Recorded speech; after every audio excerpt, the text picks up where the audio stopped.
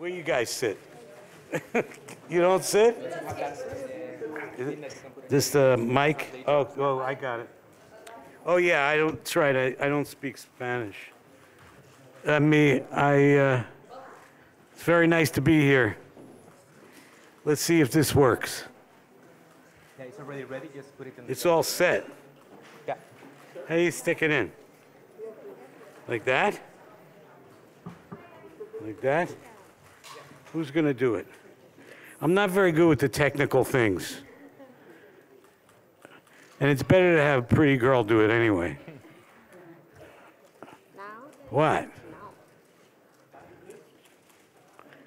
This is like being, now I'm ready to go to space. Now? It's okay? Who's talking? Somebody talk.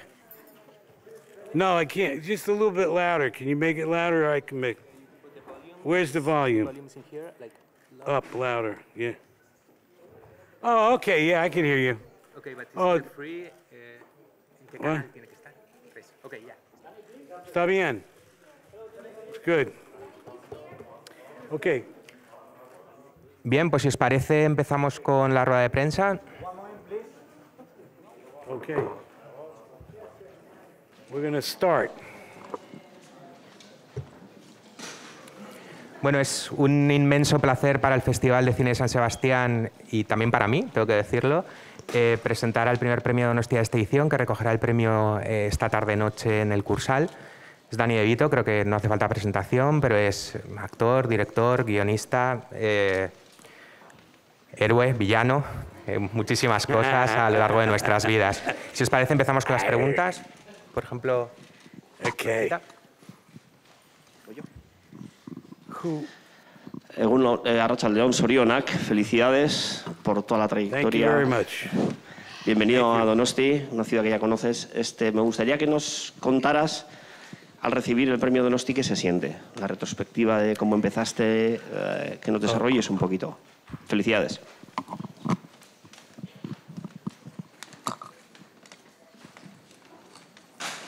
Yeah, well, okay. First of all, I'm very, very excited to receive the award. I was pleased, I guess it was a couple months now that somebody called and immediately I said, yes, so this was such an honor. You guys are very famous all over the world, and it is really, it's an honor for me to receive it, and I'm looking forward to tonight to see everybody. I've been working for a long time in the film business, and it's always been exciting. You know, from the very first day I got a job as an actor, and you know, how it is I always keep. I think about daily, moment to moment, what's going on. I never really think about the future. I think about like what is happening now. Most actors, when they get a job, it's the greatest thing in the world, and you try to focus on that job. And I've done the same thing with all of my fortunate career. When I get a part, or when I decided to direct, and I saw that if I could get to do that, that would be like a great thing. I got inspired to do that in the 60s when I saw the Battle of Algiers. That was a film that the first time I looked at a movie and said, what is going on? How does he get to do all this? And how can they say there's no actors in it? And what is it that the director does? I didn't really know. You know, I went to acting school, and I got the first courage to step on the stage, which is like, you know, mind-blowing. You know, you can't believe it that you're up there in front of like an audience and you're trying to think of all the things that are going on, plus you're just up there. You know, just forget about that, and then you've got to try to think about the character and how you interact with the other actors. And then when I saw that movie, I said, my God, I want to find out exactly what it is that people do to make this happen. Because from the time I was a little boy, every Sunday, every Saturday, I spent in the movie theaters. That was like a very, very, very important thing for me. I never once thought when I was a kid, I did envy it. I thought maybe, you know, boy, that's a great thing to be Humphrey Bogart or Edward G. Robinson or Jerry Lewis or somebody who, you know, I thought was my favorites, the Marx Brothers, go on and on. But I never really had it in my head that I could do it myself until I was about 19 and I went to school. I said, I got to try dropping everything else and go do this. And I lived in Asbury Park, New Jersey. I went to New York. I went to the American Academy of Dramatic Arts. And that's where I got really bit by the bug. I couldn't stop. And then I just went to plays and read plays and tried to do things. And wherever I was, I would carry on, you know, and try to break that, you know, kind of barrier between myself and the audience. Try to include myself into their life and them into mine.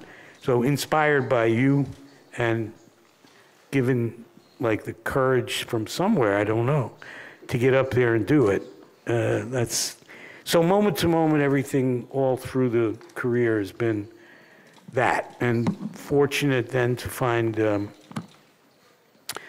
things like the first time I directed a movie was, I did a couple of Taxis, which was really the first time I directed. I asked the guys at Taxi if I could do it. It was in our 4th year, I think, and I had been thinking about it, but I didn't have the guts to like stand up and say, how about it? Let me take a crack at it. And I had ideas about it, just like every director has ideas about what they want to do. And so I did, and it worked, and it was fun. And once you do it, it's that thing of, you know, you get more and more confidence.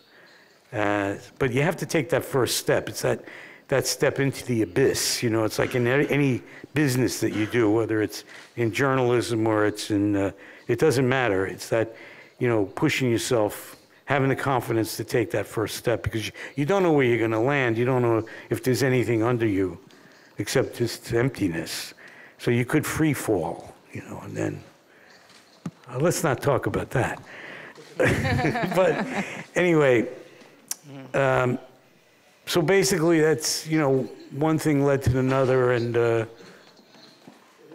you know, and I trust what I feel inside in my gut, you know, and somebody says, this is a story that you should look at, or a story that you should read, or a person that you should meet that has a story to tell. And then once I started directing, and I had, in Hollywood, the way it is, you know, the more power kind of, it's not real, it's kind of real. It's a way to, you know, you just move forward. And when I started producing movies, then, you know, I took like from the War of the Roses to the movies that were successful, I took that and parlayed that into Jersey Films, and then I got to the point where I could literally, you know, I read a script, and it was a script that I loved and I wanted to make, and somebody said, they're already making this movie, so you missed it, you know. It's like, I said, oh my God. And that was Reservoir Dogs. That was the first, and I said, well, if I can't make this movie, I'd like to meet the guy who wrote it. And it was before it was released.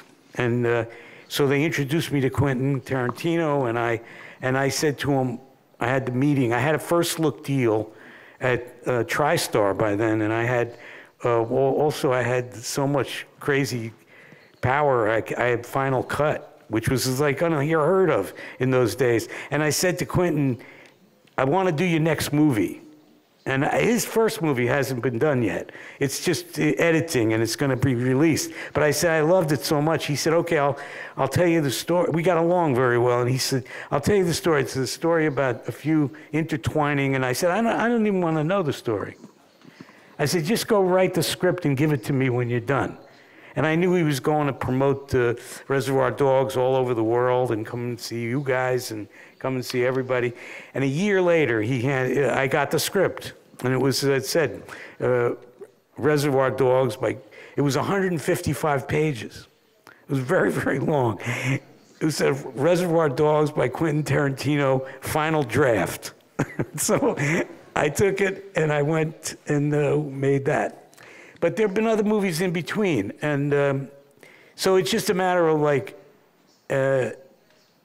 occupying the space and trusting in yourself and a lot of luck. And there you go. Ok, vamos con...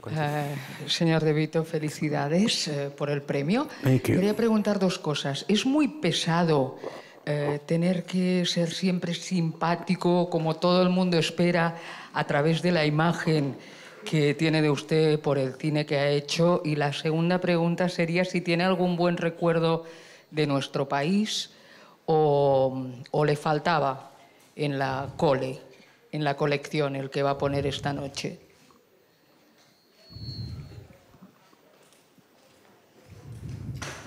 Well, let's start backwards. The first memory I have of your country is my nephew was, I was like the responsible adult, which my sister, I don't to this day know why she gave me this opportunity, but I was like about 22, I guess, or so, and my nephew was obsessed with the classical guitar, and he loved Andres Segovia, and so there was a guy, trying to think of it, Ramirez was the name of a maker, guitar maker, and we flew to Spain.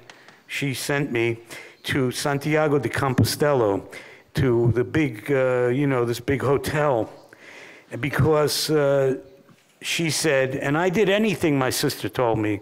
So she's 16 years older than I, and she was like my mother, but, very, very pushy, my sister. And she said, take your nephew to this. So we went. She bought the tickets. I just came over. It was like amazing. Went to Santiago de Compostela, stayed at the hotel. Because on Saturday, this was like a Tuesday or Wednesday we arrived. On Saturday, Andres Segovia was going to give a master class, and she had enrolled Peter, my nephew, into this master class. So we first went and bought the guitar at this little shop, Ramirez's shop. Took a bus, I remember. I don't even know where it was. Anyways, a beautiful guitar, and we went back to the hotel. There was nobody in the hotel. It was like Thursday, hanging out, eating good food, going by the, having the shrimps and the fish and the, couple of young people and just walking around. I didn't really know. But Friday came along and the hotel was still empty. And there was nobody, really, my nephew was sitting in the halls. I don't know if you've ever seen it. It's this big, magnificent place, and it was empty. And so he was sit in the middle of the halls trying out playing like, Fernando Sor and playing all these different few things that he was practicing. And it sounded like, he was a kid learning, but it sounded great in there. But I started to get suspicious. I said to the concierge, I said, it's Friday. When do all the people start coming? Nobody was there. And he said, they're coming to what? And I said, well, tomorrow is Andres Segovia is giving this master class, classical guitar, and my nephew was like really excited about taking it.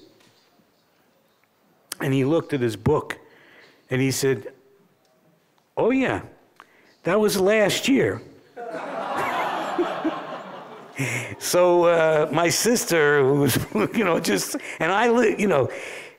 it's one of the things about it, that was a good experience because we went, then we got on a train and we came through France and then went down into Italy and we bought sandwiches through the windows and we had some, the whole thing experience, went to Rome, walked around Rome and then went home. But there's a couple of things about that story. One of them relates to Smallfoot, And it's because in that instance, I just believed my sister. You know, I always did, my sister Angie. And we had a good experience. You know, a lot of times you listen to people who are in authority or older or supposed to be wiser, and they don't, you know, you wind up going down the garden path. And so that's one of the themes in our movie that you're going to, you know, the cartoon. It's like really fun. It's very energetic and good. But there are a couple themes. One is about xenophobia, which I thought was great. And the other one is about just blindly following people who tell you that you can bang your head into the wall and the sun will come up, you know, this kind of thing. So, what was another one, part of the question? Sí, era sobre la simpatía, esa simpatía que todo el mundo parece que exige a quien la proyecta a través del cine. Is it tough? Is it hard? Yeah. It's really hard that you guys like me. I don't know why. I think it's like really, it's been a burden. All my fans, no, I love it. I think it's great. I think the whole idea is, you know, when you feel that, come back. You give out and you try to do your best. Everybody strives to, whether they're actors or directors or producers or writers, you know what I mean, or whatever, scenic designers, cinematographers, doesn't matter. When somebody gives you love back, it's always magnificent. I think one of the things about being on stage in the theater is you have that immediate response. Last year I did The Price, which was Arthur Miller. I did it on Broadway, and then a few years ago I did The Sunshine Boys at the West End. And it's like when you can do that sometime in your career and get that feedback, it's like it's just amazing. When I did Taxi, we had an audience like the size of the amount of people here right now, every Friday night, and we would rehearse all week, and we would shoot on a Friday night in front of the audience. And we would shoot with 3-4 cameras, then they would cut around, but when you told the joke, when you got to the punchline, and you got a laugh, makes you feel like $1 million. Yeah? Yeah. Hi, Dani. Hola. Hola. ¿Cómo estás? Muy bien. Bien. ¿Y tú? Bien. Soy Dani, yo también. Encantado. Well, first of all, congratulations for your Donostia Award. Thank you very much. Considering you are a well-known face of the comedy genre, Yeah. I would like to know if you believe that festivals could use a little bit more comedies. Because I believe that we cry a lot. Cry a lot. And love too little. I love to during cry. Festival. You love to cry and eat? I believe that. You like to eat and cry? No, No, I thought you said, because I love to eat too. Eat. Bueno, I And love eat. drink. And I love to cry. It's good to cry. I love drink and eat, but during And it's good to cry festival, though. You got to give crying a little spot. It's very good. Come on, let it out. Come on, don't give me that macho stuff. Come on. You can cry. Tell me what's going on. You want to lay down, you give him a spot. We lay down and we talk a little bit. I think it's like, yeah, I don't know. I'm not a connoisseur of the festival. I know that I think it's good to have a diverse, you know, you don't always see the same kind of movies. So it's good to open it up to you know, comedies and dramas and heartfelt things and scary things. And, you know, it's cinema. So let's have a good time. You know, it's the main thing. Yeah. What do you think? You think you get too many teary movies and serious movies? And No, I believe that during the festivals there are more films that makes me cry, and I prefer to love. Me has dejado sin palabras, Gary. Well, I like empathy it, for you. Enrique. I'm with you. I understand. Excuse I know, me. but now What do you I'm starting prefer? Do you prefer to do dramas or to do I comedies? like to cry better, especially since I just met him. This is like, it's like, yeah, I think it's okay to laugh. It's okay to laugh. You can laugh. He's laughing. There's one laughing right there. It's good to laugh, and it's good to cry, and I like that you threw the love in there. It's like a good thing too. Making love, you know, it's a little bit. It's nice. A balance in life. Yeah. Okay. Sí, hola. Hola. Me sumo a las felicitaciones. Thank you. Ha hecho de todo, ha producido, dirigido también teatro. ¿Hay alguna especialidad con la que se sienta especialmente cómodo o con la que más se divierta? Y luego me gustaría comentar o preguntar sobre un momento concreto de la gala de los Oscar que a mí se me quedó grabado hace unos cuantos años, que estaba usted sentado entre el público, entre los invitados, y estaba comiendo una zanahoria. Y el presentador, creo que era Steve Martin en aquella ocasión, Yes. pues bajó a... He brought me some dip. Sí, quisiera que comentara algo sobre ese momento y si lo desea sobre los Oscar en general. Yeah, sure. Sure. You'll help me with the questions again, but the Oscars are notoriously long. You know, I was nominated for producing Erin Brockovich, but that was the only time I was ever nominated, and I don't usually go like to go. So and I watched them on TV, but they're usually very, very long. And everybody said to me, you know, we were celebrating before we went. We were drinking champagne and having a good time, and it was a very big night because it's like, you know, a very big honor to be nominated. But everybody kept saying to me, you better eat before you go. And at the last minute, we were leaving the house, I realized I didn't eat.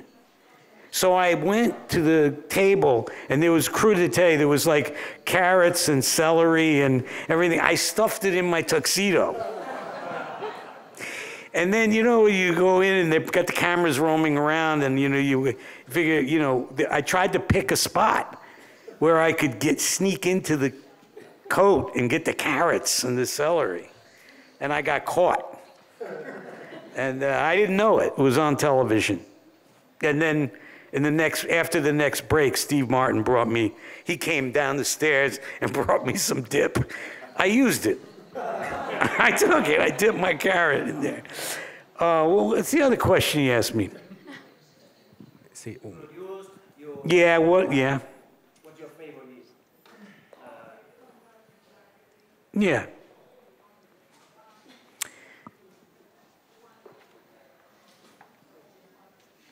Well, it's hard to say. It's like, you know, like in terms of the movies, I like directing. I think it's really a great thing because you go from the beginning and the end, you figure it all out, and you wind up, you know.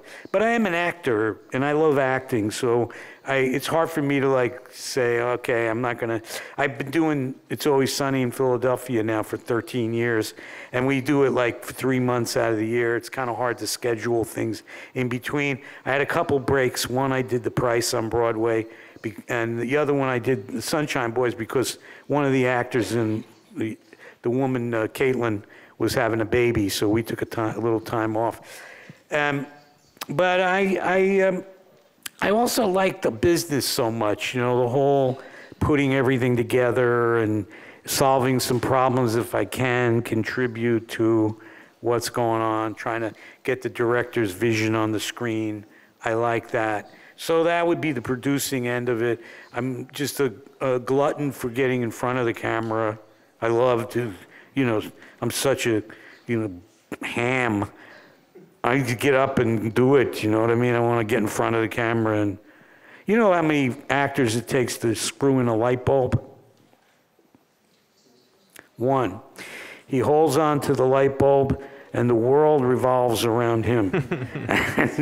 So I like that part of the acting thing. And then, you know, and directing, producing, and much of any of the writing I've done has been with other writers and the director, or, you know, maybe adjust the script here and there. Like with the War of the Roses, I worked with Michael Leeson, and on Matilda, I did some of that. And so it's hard for me to say what I like best. I just like the whole idea of it. This is all part of it too. This is like really a joy to be here, to see all the people outside and to hang out with you guys. It's like really a lot of fun. Okay, first of all, congratulations for the awards.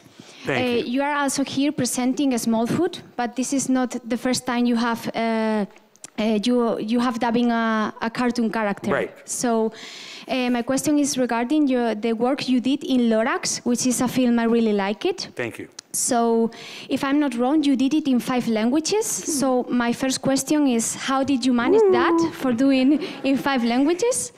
And the other question is, what is the thing you most like about doing cartoon films? Okay, well, the thing about the languages, okay, so I did the Lorax. I loved doing it, and I did it, you know, like me, Danny. I mean, I pretty much everything I do is like, you know, basically this is what's happening right now. This is me, you know. And it's like I do it, and I look at it, and I said, "Wow, this is really terrific." I loved doing the character, and I said, and I got a friend who's a German guy. He lives in California, and it dawned on me. I said, "I wonder if I could do some of it, like just try it out." So I called the producer, and I said, I know you're going to do this it's going to go all over the world, and I don't want to take a job away from anybody, because I know that there are a lot of people in Italy and in Germany and in Spain, and they do my voice. I said, but I would like to try it, you know what I mean, just as a challenge. When I said that, he said, oh, this sounds terrific. I said, well, let me find the toughest one to try a paragraph.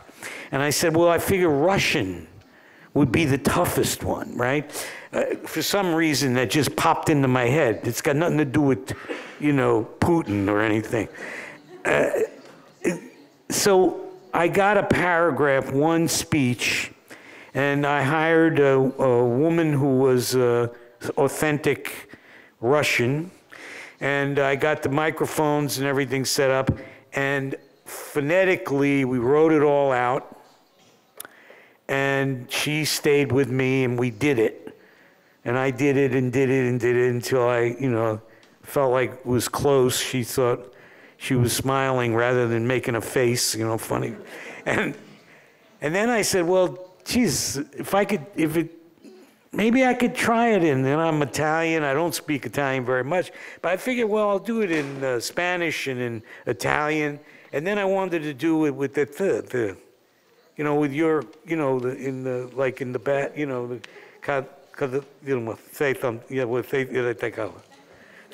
so I tried it, and I said, this is going to be like a trip. So I took a chunk of time, and I did it I did it in the 5, mine English, obviously, and then I did it in the 2 Spanishes, and I did it in Italian, and I did it in German, and I did it in Russian. So, and it was like climbing Mount Everest. Ask me if I would ever do it again. It was so difficult because, you know, you were, you know, phonetically, and try to get the energy of the character that I did in English, to try to fill the, you know, and I'm sure I butchered everybody's language. I don't know what it sounds like. You heard it, I'm sure, but I went to, I think the only place I visited was, I was about to do a play in London, so the only place I went to Moscow, because I figured That was the toughest. Let me see it with a Russian audience. And it worked out pretty good. But every day when I took a break, it took me, I don't know how many months to do it. Every single day, I look myself in the mirror, I say, what the hell are you doing, you crazy man? That was a good experience. And the other question regarding what is the thing you most like about dubbing cartoon films? Well, for the movie here, the Lorax, or the idea is, the main thing is, it's not as much fun as being in a room with other actors. You're kind of alone in a booth with a director and the script, and you're giving him a lot of choices, like of different ways, interpretations of the movie. So I did this because of, I thought it had some good values, and I thought, you know, and I like to do movies for kids. I did My Little Pony, I did Hercules and The Lorax, and Space Jam I had a part in. I mean, I would like to do it for, for the most part, it's because you know that kids need that time to smile, and parents, boy, they need it more than the kids, so. Hi there. Thank you. Hi, I'm here. Yeah. Hi. I watched Smallfoot yesterday, and it was lovely. So congratulations Thank on you. that too. But I was thinking as well about, is there anybody you would like to work with? Because you've worked with like everyone. So is there anybody missing? Well, I just finished Dumbo. I worked with Tim for last summer, so he's one of my favorite buddies to work with. There's so many people out there that I like to work with, but like I said before, when things come to you, you have a gut feeling, you go with it, and you know, I don't really usually think way ahead, like, let me plan on doing this or that. Just let it come as moment to moment. So we'll see who I get to work with next. Buenas tardes. Buenas tardes. Aquí estoy. Oh, yeah. Un honor realmente verlo aquí en persona, felicitarlo por el premio que va a Thank you recibir. very much. Y bueno, un gran representante del cine a nivel mundial. Mi pregunta es la siguiente. Luego de todas las producciones que ha realizado, de las fantásticas producciones que ha realizado, ¿ahora qué sigue más de Danny DeVito? O sea... Well, I don't know. I mean, that's the thing, you know, it's like a mystery. Okay. We don't know. We have no idea. You know, I'd like to go back on the stage again. If you go, you know, like, the thing about that is that I'm spoiled now because I did Neil Simon, I did Arthur Miller, I've done Cuckoo's Nest on the stage. You know, it's hard to find stuff to do like that. I'd like to do more of that. You know, if I find something project to direct, I would do it. I think, you know, I don't know. I have no idea what is going to happen. So it's good that I'm up here with you guys. I know that right now, I know for a fact that I'm going to pour this water into this glass. I keep my promises. Now, I am going to lift the glass. Pay attention, please. Thank you very much. Now it is coming to rest here. It's going to come to my lips, and I'm going to drink it.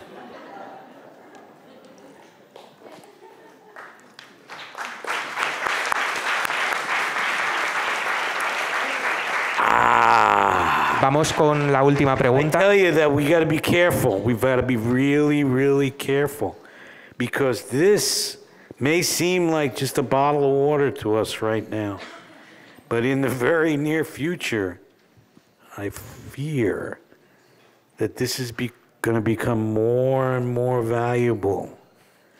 Because if we listen to all the people who are making all the decisions in our life, in our world, they're not going to be thinking about this for our children and our grandchildren and their children. So we have to protect our planet. It's very, very important. And I know that, you know, I come from a country that's turned its back on global warming and turned its back on the Paris Accords and then turned its back on a lot of things. We're in a very, very kind of not a good spot right now. And we're just hoping that we can change that with our midterm elections so that we could at least put the brakes on the destruction that's happening. So with that, I will drink another glass of water because this is so valuable to us.